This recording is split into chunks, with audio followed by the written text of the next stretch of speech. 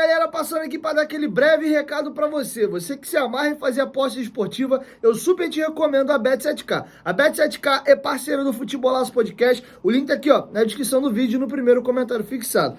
Botando R$ 10 vira 20, 20 vira 40, 50 vira 100. O seu primeiro depósito, eles sempre dobram o valor. Lembrando que o limite máximo de bônus são R$ 1.200. Indicando um amigo, você ainda ganha R$ 20 para apostar. Bet7k, parceiro do Futebolaço Podcast. O link tá aqui, ó, na descrição do vídeo e no primeiro comentário fixado. Cara, Mas é normal, eu levo de boa. Agora eu fiz um estudo de caso. É? Porque. E quando você para pra tentar ouvir o outro lado, porque toda história tem dois lados, né? Você começa a entender. A partir do momento que você começa a trabalhar com futebol, a gente começa a ficar mais maduro, né? A gente é torcedor, mas você começa a ficar mais racional. Você vê que quando você era só um torcedor, você era mais bobão. Você começa depois parar, pensar, analisar. Óbvio que tem coisa que a gente tem que guardar pra gente, não dá pra falar. A gente vai ser mal interpretado. Mas aí, um belo dia, eu cheguei para um dos meus melhores amigos, que é flamenguista, o Gabriel. Falei, Gabriel, exatamente o que você acabou de falar. Senta aqui, vamos conversar.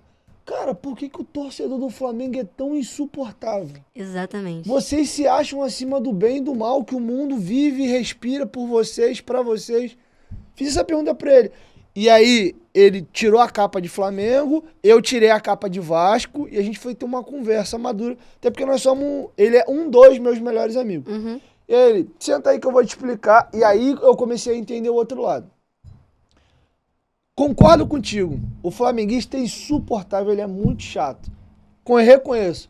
Já parou pra se perguntar por quê? Aí, quando ele me fez a pergunta, eu falei, caraca, eu não tava esperando um contraponto desse. Todo mundo reconhece que eles são insuportáveis. Beleza. Mas o porquê? De onde surgiu isso? Como é que foi isso? Como é que foi se criando essa cultura? Tudo tem um início. E aí eu falei, cara, não sei te responder. Eu te fiz uma pergunta justamente pra entender. E ele me devolveu com uma pergunta. Foi legal, que eu fiquei ligado. Ele falou, cara, vou te explicar. O Flamengo é o maior rival de todo o clube no Rio. O maior rival do Vasco, Flamengo. Do Fluminense, Flamengo. Do Botafogo, Flamengo.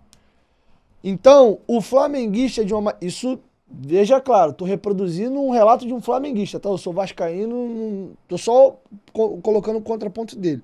Ele falou o seguinte, a gente cresce de uma certa forma excluído. O tempo inteiro, quando o Flamengo perde, junta vascaíno, tricolor e botafoguense para bater na gente.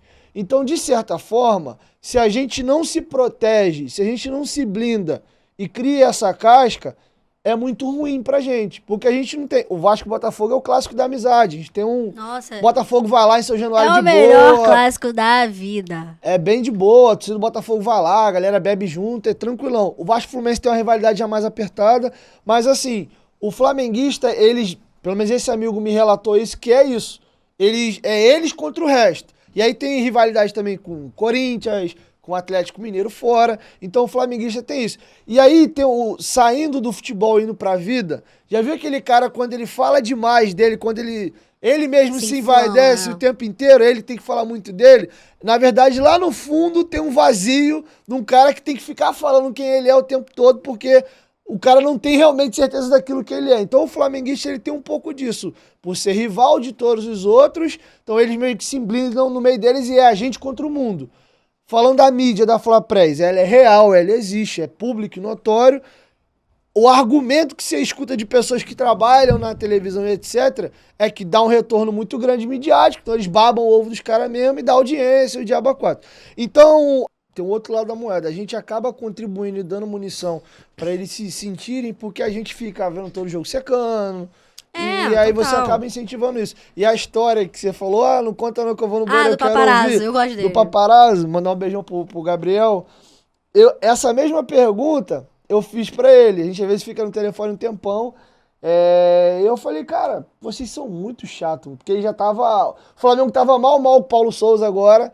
Aí veio o Dorival. Aí o Flamengo ganhou um joguinho. Cara, não era tipo assim, ganhou 10 jogos, não. Ganhou 2 jogos e já tava aí. Vamos ganhar a Libertadores, vamos arrancar no Brasileiro. Eu falei, cara, vocês são muito chatos. Vocês estavam na bica da zona de rebaixamento, ganharam 2 jogos, agora já é campeão do mundo, é o melhor time do planeta.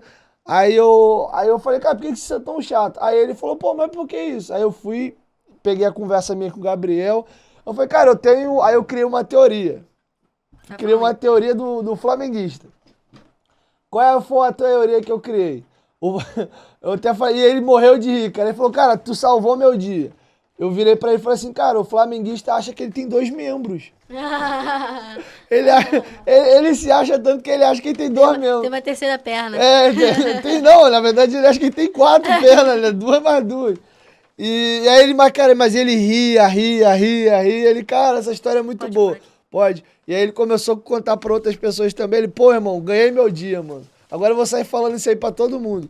Mas é nesse nível, cara. Eles são meio zuretinha mesmo. Sim, sim. E aí junta isso com o fato de ter histórias em jogos. Então, tipo assim, aquele jogo, aconteceu isso aqui. Aí tu pegou um ranço que junto misturado com aquele outro. Aí ficou o que é hoje, entendeu? Porque junta com as histórias dos jogos que vem acontecendo.